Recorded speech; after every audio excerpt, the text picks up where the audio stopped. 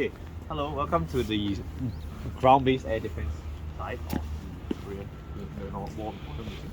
So these are MIM 323 Hawks. These are surface air missiles used by the US Army as well as Korea, Japan, honestly a lot of nations, Spain as well, I think, and definitely of course Singapore. So we operate these missiles. These are MIM, the Hawk missiles. They are short to medium range SAMs developed during Cold War, kind of give that about 5 to 30 km defense bubble around ground troops. So by default they are kind of pushed on carts. Here they're kind of demonstrated on some kind of 3-prong platform. These are not combat ready platforms. The combat ready platforms are wheels and it's attached to a radar system, so these are not really a fire, even if they're like this. You need a radar system, there's a guidance system. Honestly, Ben would know a lot more than this, but essentially they are air defense systems. So yeah, moving on to the back. Why don't you send it to? Why don't you take a picture and send it to him? Honestly, go ahead. Alright, so now moving on, we're going to see. In the end, you didn't take a picture anyway. I already took a video, isn't it better? Oh, is it? These look like Nike Hercules and so these are massive. Oh yes, as well. Okay, sorry. This is Nike Hercules. Yeah. MIM 40 Nike Hercules. So these are. These are ground to ground. This is surface to surface. Okay. Anyways, this is an air defense missile, the first generations of surface air missiles used by the NATO side. So developed by America, extremely long range but not very maneuverable. These probably during a real war would have been carrying a nuclear warhead. Yes, they probably would not have a normal high explosive warhead. It may even have a nuke on the front. The reason for this is in the old days guidance is not really good. You can only get to within a few kilometers of the enemy plane. Well, what will kill a plane within a few kilometers? Fucking nuke. So blow them the fuck up, right? Yeah, anyways, this is Kyunmoo. I mean, it's a very easy way to say yes. Yeah, in all honesty, yeah. So this is Kyunmoo 1 ballistic missile. I mean, I guess it's a ground-to-ground missile, similar to the high-tech series, but single engine. So this uses multiple stages. Oh, this uses 4 engines, this uses 1. So my guess is, this is a Nike Hercules. Okay, can you see the difference? Nike Hercules, 4 missiles, and this is the Kyunmoo Single. 1. Basically, the top part looks almost the same. Honestly, I bet it's exactly the same. So it is meant to pierce? No, it's not meant to pierce. This is literally just a big missile. So why is the design on top as such? Guidance, so it's able to steer. So this whole bottom section will detach. I think it's a stage system, so you detach and only the top will go. But how is the flaps operate if is it man operated? No, this is all guided by the old computers in the old days, vacuum tubes and stuff. Oh. So all the data is inputted from the origin, and then it's just radar, radio beacon up to the missile, and it's corrected on flight. Okay. So if you lose track, the missile just loses on. Alright. Yeah. And this looks like a K200. There's still one more. Sorry, why am I? We're still on GBAD. But these look like, ballistic missiles. There's already. two more. This is a whole ballistic missile element. Okay, apparently Nike Hercules can be used in the ground-to-ground role. Okay, it's a massive missile. I will not lie that if you are able to direct it against a ground troop, this will probably destroy them. Like, look at the size of this thing. So, I mean, you can use it in that role if you feel that its air defense capability is not really good. I mean, it was supplanted by things like the Hawk. Although the Hawk is a lot shorter range, but a lot more accurate too. This is really unmaneuverable. Okay, I need to see what's on the other side tonight. I'm unable to identify one. Careful. This is a Armour rocket. It is probably a free rocket. I think they mistyped that it's a free rocket. But okay, it's a rocket that was developed by the ROK to counter North Korea's artillery. So this is a ground-to-ground ballistic missile similar to a MIM 572 Lens. So this is basically a rocket artillery. It's not an MLRS because it's not multiple launch. This is just a single launch rocket. So this is literally just a ground-to-ground rocket artillery. So I guess it was. It's unguided by the looks of it. It's free fire rocket. I think that's what I'm saying. This is completely unguided. This is like literally aiming a firecracker and just shooting it in the rough direction, hoping it hits something. So this thing, maybe its accuracy is honestly probably horrid. Yeah, and this looks like a lens actually. MIM 572. Sorry. It's MGM 52. MIM is for surface to air. My bad. MIM 323. Like Hawk. This is MGM 52 and not 572. Sorry, 52. This is a lens. This is actually used in wargaming. I mean, inherently, because a lot of it's based on this era technology. So This is a surface-to-surface tactical ballistic missile. Literally fired just like the South Korean missile here. Literally just fire in the direction of enemy. If it hits something, it hits something. In a real war, okay, I think you carry either a 1-ton warhead or maybe 1,000 pound warhead. I'm not really sure what's the number. Maybe about 2,000, 1,000 pound warhead, or a tactical nuke, which is actually what's probably going to be carried in real war.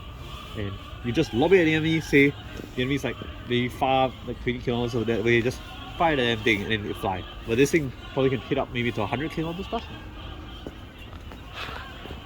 It's only about 185 kilometers, so they're about 100 kilometers.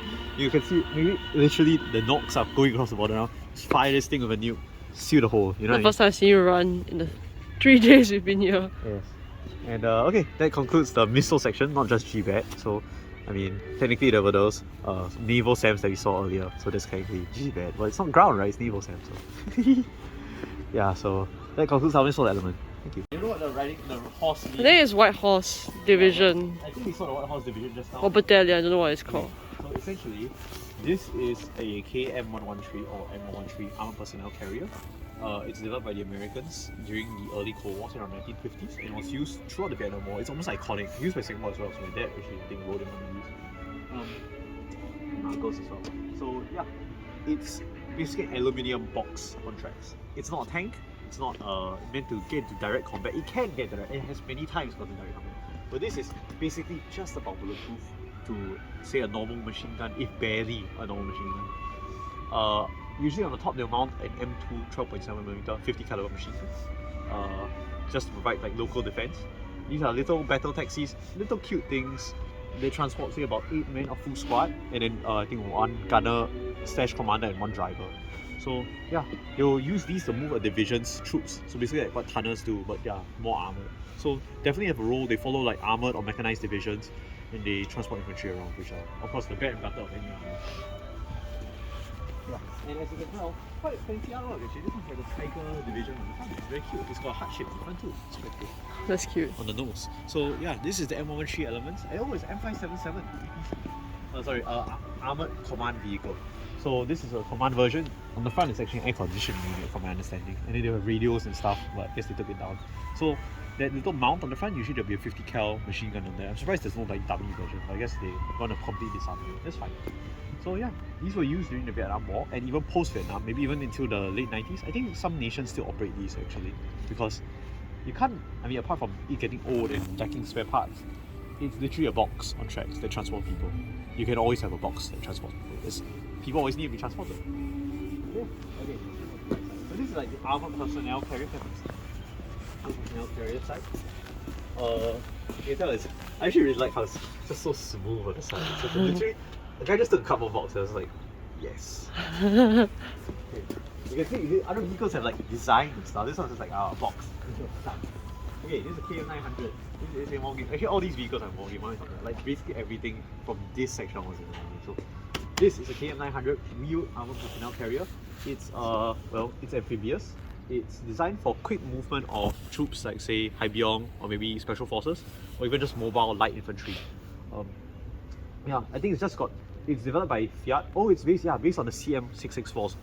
Why don't you go inside? Fiat 6614 armored personnel carrying armored car, which was taken in by the Korean Army and called KM900. I mean, it's lightweight, it's fast, it's meant to just travel around quickly. In the mid 1970s, it was used, and because new armored vehicles have basically replaced it. I mean, inherently this is a really old design. It's back from the 60s or 70s, but it's bulletproof, kind of like those battle taxis again. This is just a wheeled battle taxi. Also mounting usually a 50 caliber on top, I believe. Otherwise, it's used by recon troops. Basically, something that you want that's slightly faster, better on roads, maybe like quick response in the You wanna go inside? Here, all this kind of big wing stuff. You can open the chair. Yeah. Like somebody you're going on a road trip, you have the driver in front. So this will sit maybe like, gosh, I don't know, 1, 2, 3, 4, 5. Do I want to go inside? Yeah, commander in the middle. Go ahead. Careful ahead. You still the boy. Yeah, so this is what it's like inside all these armored cars. We have these bulletproof windows, at least my understanding. I mean, maybe it'll stop like an AK bullet or something, nothing much more. And you have, oh wow, these are firing ports. You see this round thing? So actually, if you have a rifle, which I mean, infantry troops, right? You stick it out of the port and shoot at anything you see outside, like that. And on top, you should have a 50 caliber machine gun, so you have a gunner. Don't think it's openable, but usually you have a gunner that you can, commander, you can see, tell the drivers, you can look behind as well, blind spot checking, because the driver's basically blind from the front. Like, okay, driver reverse. Like, okay, like, you can direct your troops inside, like, hey, there's a guy on the right, like 3 o'clock. Then, the guys will just open fire for you. While you're staying, everyone's basically safely inside the vehicle. You don't need to stick out. But if you want, you can also open the hatch and then get, proper 360 view. Otherwise, you can use these vision slits as they're called. What's this thing? Sorry? Yeah. That I am honestly not sure. Maybe heating, engine heating. Oh. So you use the heat of the engine to power. I mean, hopefully not the exhaust, because I don't think it's very good for people back here that exhaust in their face. Otherwise, yeah, the driving cabin. I don't want to walk around there because it looks really cramped, but yeah, you can see a driver's cabin, you're able to steer all the vision slits. Also, the hatch for the driver to get out.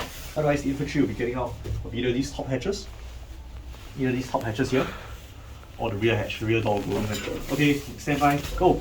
And then I'm not gonna run because I'm not gonna get injured doing this. Go. Straight out the cockpit, starting again. Yeah. Eco Tracked Personnel -7. Now there are many more iterations for this, but this is the 7th version. Still used by the Marine Corps, by the way. I think it's called AAVP-7. But anyways, like Armored Amphibious something. But anyways, LVTP-7 used by the Haibiongs ROKMC. So this sits like God. I don't know, crap ton. You can tell this is way more spacious than the KM900. Very, very nice. Okay, you obviously a helmet watch your head. Yeah, so I think it sits up to 28. This is meant to land infantry in heavy, not heavy season, landing conditions, say along coastlines and stuff. So you just sit here, you come back to the right, and you just wait. And this whole thing will be sloshing around like a boat. This will sail in the water. It's meant to be completely amphibious, and yeah, it's still used. The inherent design is still used by the US Marine Corps to this day. And I mean, essentially, it's a big box that floats, and then when it's on land, it drives. So basically, that's what the M13 does. Those are amphibious too, but this is much more so, and also a lot bigger. So it's got more safety inherent because it's bigger, it float better. So yeah, when you're landing, say 20 troops, you don't want them to just drown in your box sinks. So yeah. I mean, what's that thing you keep hitting? This is bulkhead. I guess it's the engine. Oh, bulkhead. Yeah, then you got the driver and the commander over here. It's so squished. I mean, it's not designed for welfare. This is an armored fighting vehicle.